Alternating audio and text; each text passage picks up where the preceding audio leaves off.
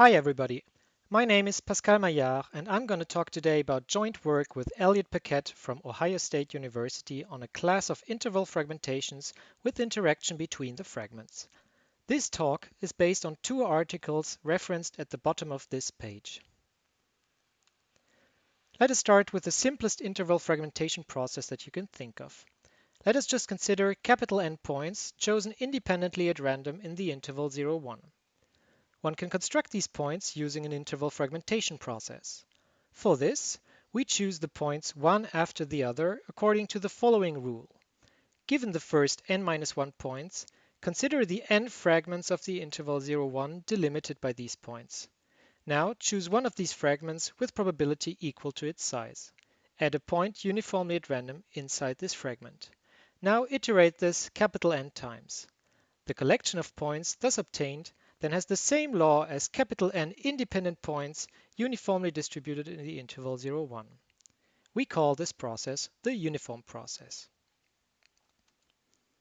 We now consider a modification of this process where instead of a single fragment we choose k fragments independently and then add a point uniformly at random inside the largest or the smallest of these fragments. We call these processes the max k or min k processes. With Elliot, we wanted to understand what is the effect of this modification on the process. For example, are the points more or less homogeneously distributed as in the uniform process? Relatedly, what is the law of the spacings between the points? Is it dramatically different from the uniform process or not? The study of this process was motivated by the so-called power of choices paradigm, which has been introduced some 20 years ago for balls and bins models in the computer science literature and has since been adapted to other models. You can find several references in our two articles. With Elliot, we introduced a generalization of these processes, which we called the psi process. This process has a parameter psi, which is the CDF of a probability measure on 0, 1. I won't define the process precisely here, but just point out that common to all psi processes is the fact that the law of the next fragment to split is not proportional to a function of its size, but depends on the whole empirical distribution of the fragment sizes through the function psi. As a consequence, this process does not satisfy the branching property. You see here different choices of psi, which give rise to the processes we have seen before.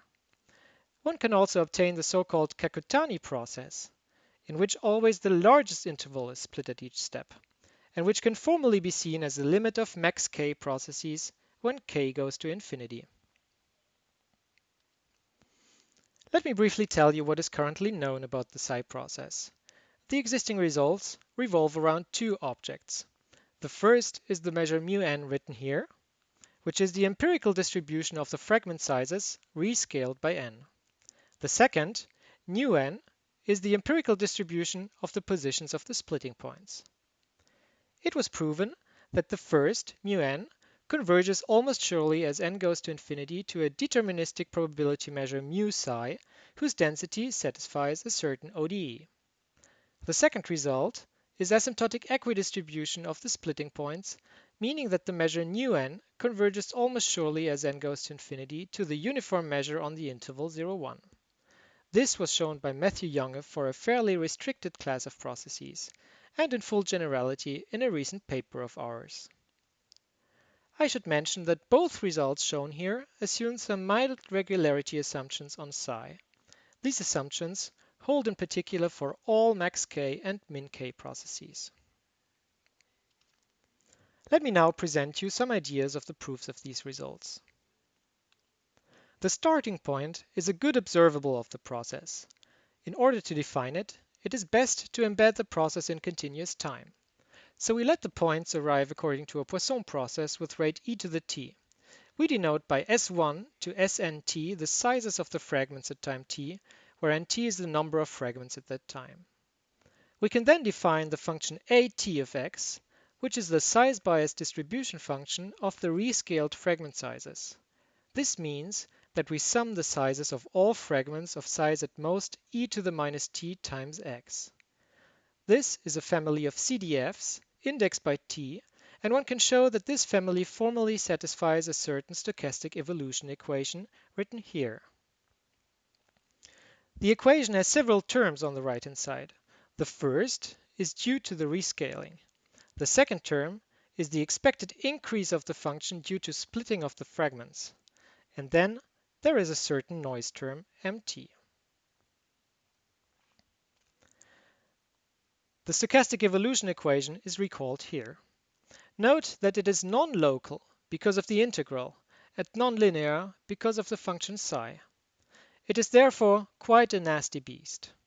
Yet we were able to show that the solutions to this equation converge as t goes to infinity almost surely to a deterministic limit. This proof has essentially four ingredients.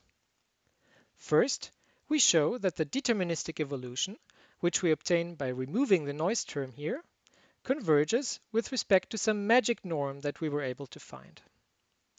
Second, we show that the noise term mt vanishes as t goes to infinity, but with respect to some other norm. Third, we show that the family of probability measures with CDF AT is tight. We establish this through entropy estimates. And then, putting all of these together and packaging them with compactness and continuity arguments, we can deduce the almost sure convergence of AT to a deterministic limit. As a consequence, one gets almost sure convergence of the measures μn to a deterministic limit as n goes to infinity. Let us now talk about asymptotic equidistribution. Matthew Young had the following idea. For every alpha in 0, 1, he considered the evolution of the fragments contained in the interval 0 alpha. Namely, he introduced the functions at alpha, which are defined as at before, but restricting the sum to the fragments contained in the interval 0 alpha. Now, as we've just seen, the functions at converge almost surely to a deterministic limit f psi as t goes to infinity. The key result, which Matthew showed for a restricted class of processes and which we extended to the general psi process, is to show that these functions at alpha for every alpha converge to a multiple of this limit almost surely as t goes to infinity. The starting point is again a certain stochastic evolution equation, but which is slightly different to the previous one.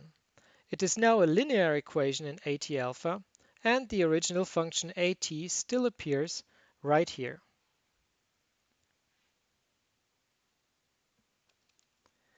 In order to show that these functions at alpha converge to a multiple of f psi, all difficulty lies in the study of the following deterministic and linear evolution equation, which is obtained from the previous one by removing the noise term and by replacing as by its limit.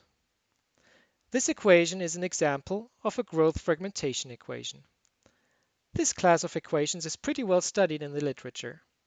Yet, we were not able to use results from the literature, since all results we found were under assumptions that were too restrictive for us. So in a sense, we develop in this article a theory of a class of growth fragmentation equations using minimal assumptions.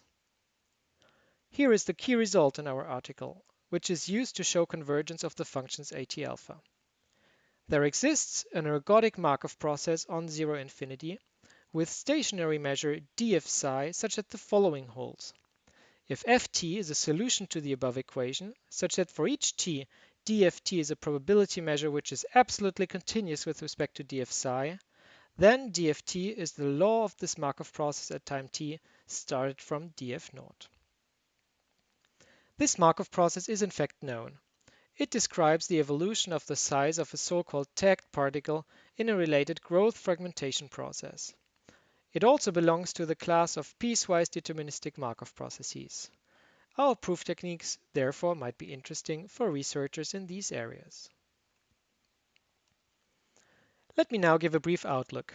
We believe that the psi process deserves further investigation. In this talk, we've seen two results: convergence of the empirical measure of rescaled fragment sizes and asymptotic equidistribution of the splitting points. Further possible directions of research are the following. First, rate of convergence, for example, of the empirical measure of rescaled fragment sizes. We were not able to obtain this because of the two different norms we had to use in the study of the stochastic evolution equation.